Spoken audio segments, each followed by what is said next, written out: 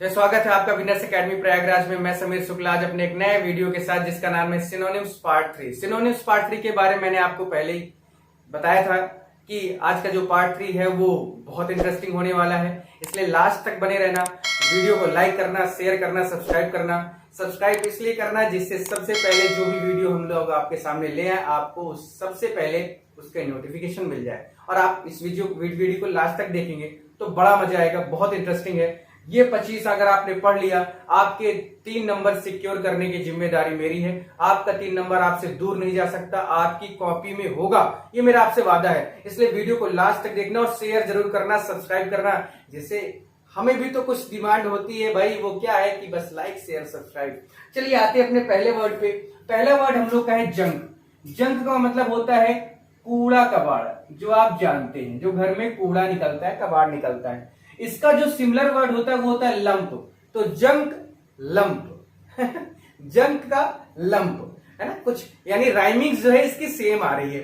Junk lump है ना, rhyming same है। राइमिंग समझते हैं ना, जो लास्ट में कुछ ऐसा बने कि वही शब्द आए। तो जंक का लंप, लंप का जंप, जंक। ठीक है, आगे है नवल। इसको के यहां पे साइलेंट है तो नवल। नवल का जो मतलब होता है, यहाँ पे कमल भी कह सकते हैं, नहीं कमल नहीं कहना भाई, कमल कह सकते जरूर है, लेकिन वही लोग बोलेंगे जिनको नहीं पता। तो आपको पता है तो नवल जो होता है इसका मतलब होता है दुष्ट। इसका मतलब क्या होता है? दुष्ट। और अभी जस्ट मैंने इसके बारे में आपको बताया था रोग, ROGUE। रोग मीन्स क्या होता है? यहाँ पर दुष्टि होता है, यानी जो सिमिलर वर्ड है तो ऑब्वियस सी बात है दुष्टि होगा। यहाँ पर रबिश भी कर सकते, सॉरी यहाँ पर आप जो है रास्कल भी कर सकते हैं, मिसक्रिएंट भी कह सकते हैं। तो रास्कल लिख दीजिए, कोई दिक्कत नहीं होगी। रास्कल, रास्कला है ना, रास्कल। मिलनचोली, मिलनचोली मतलब होता है दुखी या दुख। तो भैया सैड भी वही होता है, दुखी या दुख भैया वही है मिलनचोली। और चाहे जो भी चोली हो मिलनचोली। सैड भी लिख सकते हैं, ग्लूमी भी लिख सकते हैं। यहां पर आप ग्लूमी का भी यूज कर सकते हैं, कोई दिक्कत नहीं होगी। म्यूटनी, म्यूटनी का जो मतलब होता है वो बड़ा अच्छा है। म्यूटनी का जो मतलब है, इसका मतलब होता है गदर या बलवा। गदर मचा दियो भाई। तो जो गदर मचा दियो वो गदर कौन सा है? गदर कौन सा है? तो वो लड़ाई झगड़े हिंसा वाला गदर है। बलवा, बलवा मतलब जैसे आगजनी कर देना, घर तोड़ देना, दुकानें तोड़ देना, जो विरोध प्रदर्शन होता है। तो विरोध प्रदर्शन का ये मतलब थोड़ी होता है कि किसी का घर तोड़ डालो, किसी की संपत्ति प्रॉपर्टी को नष्ट कर डालो। लेकिन आजकल का विरोध ऐसा ही होता है। दिल्ली का देखा होगा दंगा आपने, क्या से क्या हो गया, देखते देखते तो भैया देख लो क्या से क्या हो गया। तो म्यूटनी मीन्स होता है गदर या बलवा, तो उसका होता है रिवॉल्ट होता है। क्या होता है? क्या होता है? रिवॉल्ट होता है। मौर्न, तो मौर्न का मतलब दुख होता है, वो तो पता ही है। तो दुख होता है भाई, तो यहां पर लेमेंट का मतलब भी तो दुख होता है। लेमेंट आपने 12th क्लास की आपने क्या पढ़ा है, पोएट्री पढ़ा है ना, उसमें मैंने बताया भाई आपको, देखिए झूठ ना बोलना है ये। तो मौर्न मतलब दुख, और लेमेंट का मतलब भी क्या होता है भाई? दुख ही होता है। लेमेंट का मतलब क्या होता है? दुख ही होता है। आगे बढ़ते हम लोग थोड़ा सा, ठीक है। निफोरस, सॉरी निफेरियस मतलब क्या होता है? निफेरियस मतलब क्या होता है? तो निफेरियस माने होता है अति दुष्ट। और हर्मी यहां पर जो है ये यहां पर लिख सकते हैं कि अति दुख, अति दुख। निफेरियस मतलब होता है अति दुख। तो इसका जो होता है, इसका जो होता है विक्ड होता है, सेमफुल होता है। यहां पर मैंने थोड़ा सा लिख दिया, गलत लिखा था।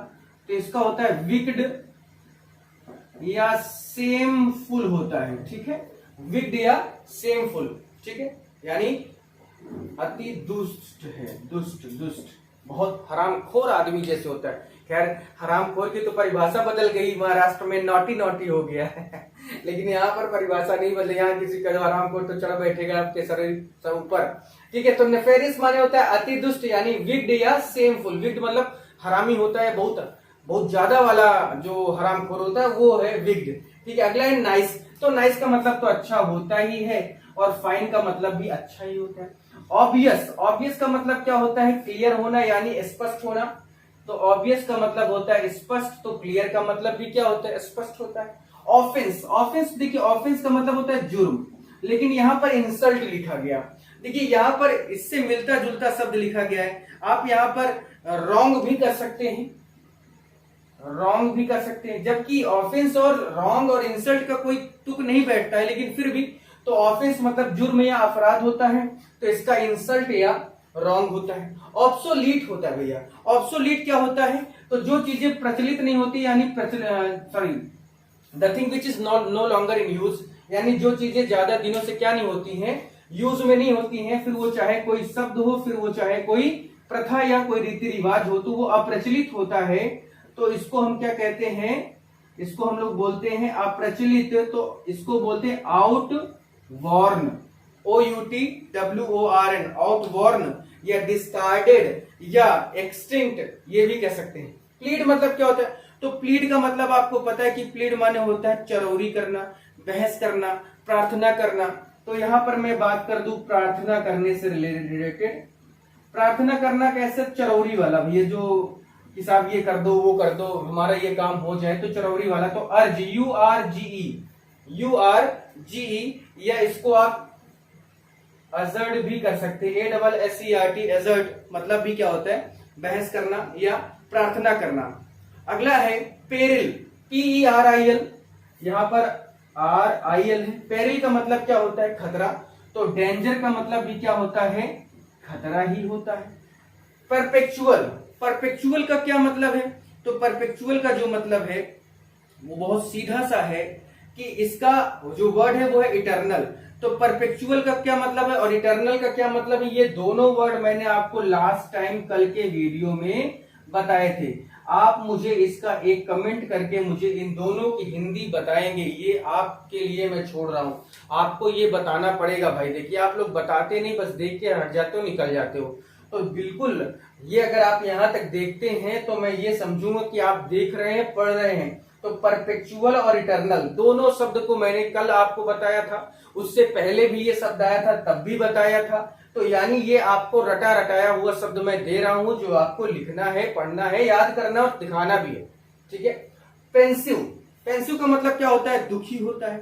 पेंसिव का क्या मतलब होता है? दुखी होता है।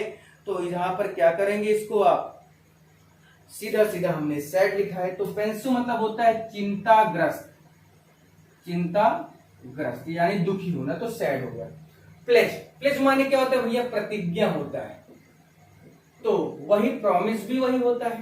प्लेज का मतलब प्रतिज्ञा, तो प्रॉमिस का मतलब भी वही। प्रॉमिस की जगह आप और दो चीजें कर सकते हैं, ओथ कर सकते हैं, वो कर सकते हैं, कमिट कर सकते हैं। ठीक है, यहाँ पर ओथ भी कर सकते हैं, OATH, ओथ यहाँ पर कर सकते हैं। ठीक है, या वो कर सकते हैं, VOW। उसके बाद है प्रोमिनेंट। प्रोमिनेंट क्या होता है? तो प्रोमिनेंट के बारे में है कि प्रसिद्ध। प्रोमिनेंट का है प्रसिद्ध, कोई चीज पे क्या होना?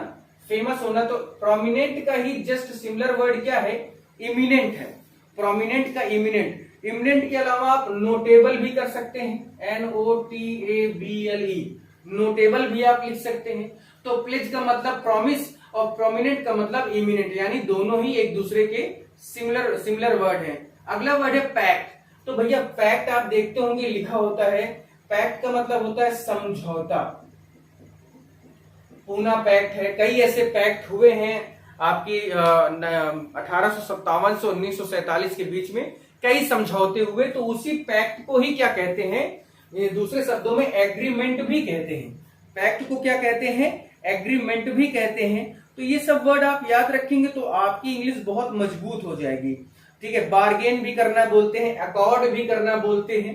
ठीक है, तो यहां पर आप दोनों वर्ड लिख, इसको वर्ड लिख के दे रहा हूं मैं, अकॉर्ड। अकॉर्ड मीन्स भी क्या होता है? समझौता। प्रिवेंट, PREVENT, प्रिवेंट मीन्स होता है रोकना। तो भैया स्टॉप मीन्स भी रोकना, चेक मतलब भी रोकना ही होता है। ठीक है, तो प्रिवेंट का मतलब रोकना और स्टॉप का मतलब रोकना। अगला है प्रोसीड। प्रोसीड का क्या मतलब होता है? आगे बढ़ना।